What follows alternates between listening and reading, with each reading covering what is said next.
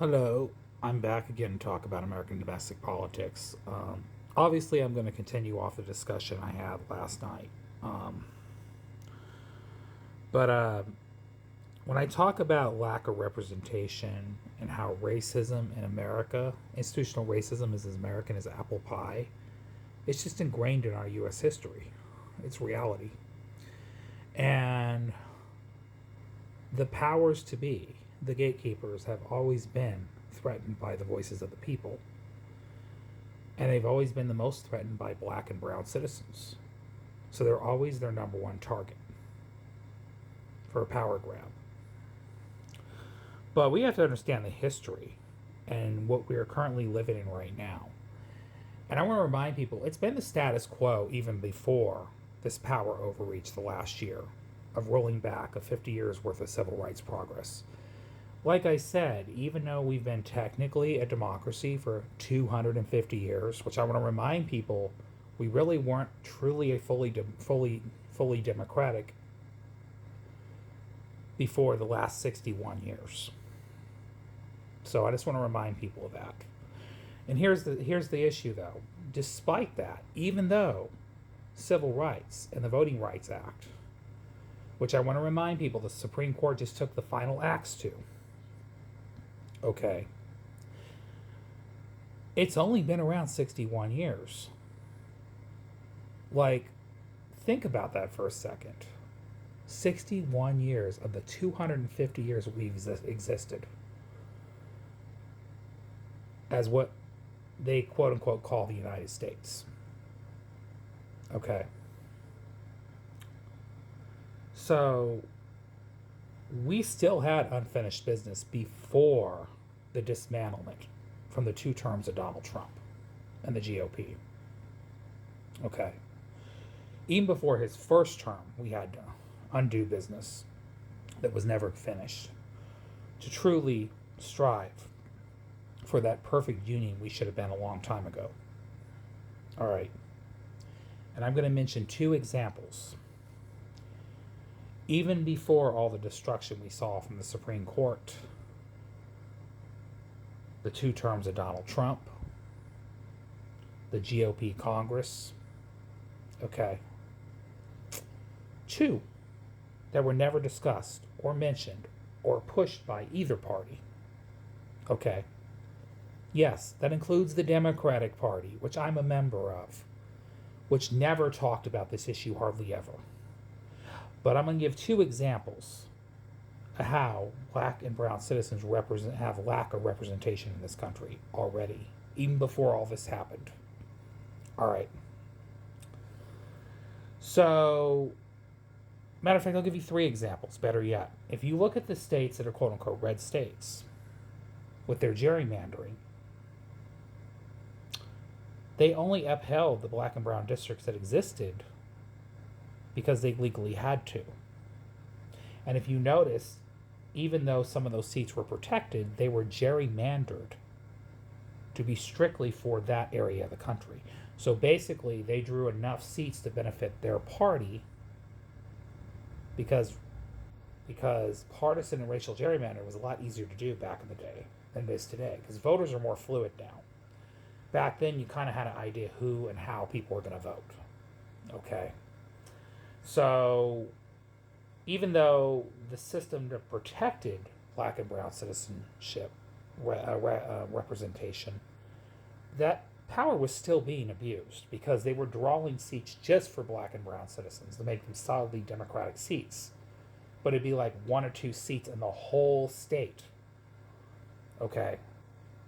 So there's one example of what I call segregated racial gerrymandering. All right. Which, by the way, the court just said you don't even have to do that no more. States completely take away their representation. So this is before we even got to this level.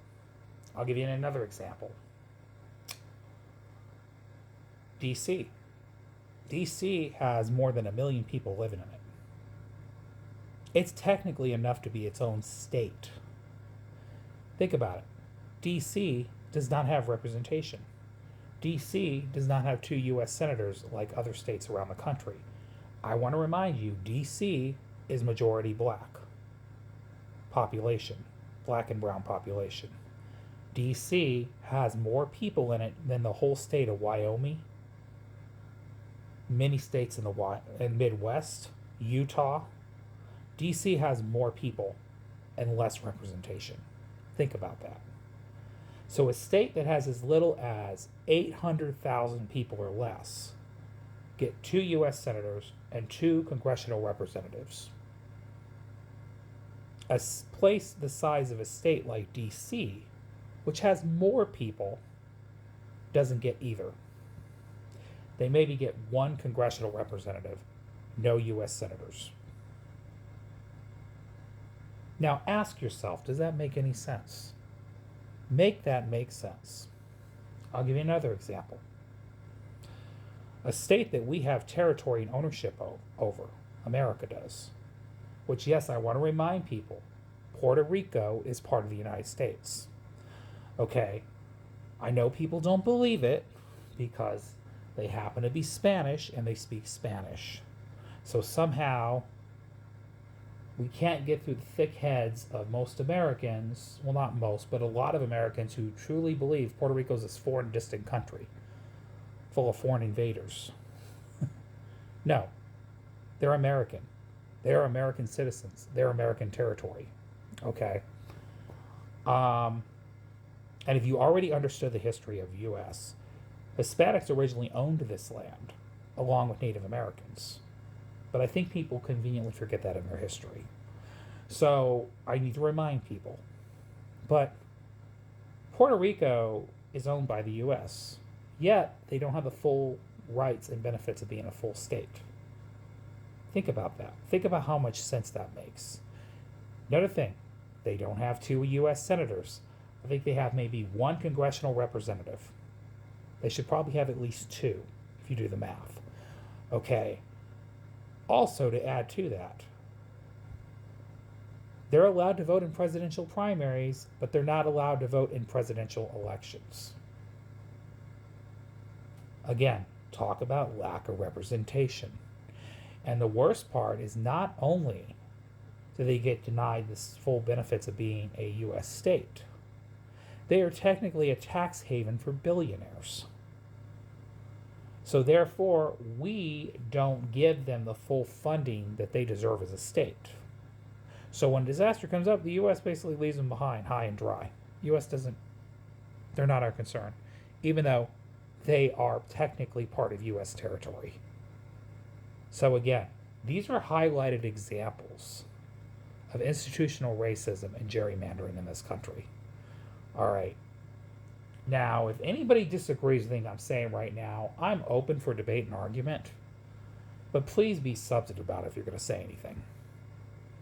I don't want to hear these old school talking points of denial and deflection. I want to hear why you happen to disagree with what I'm saying here.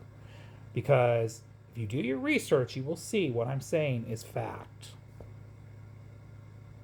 And it's also wrong.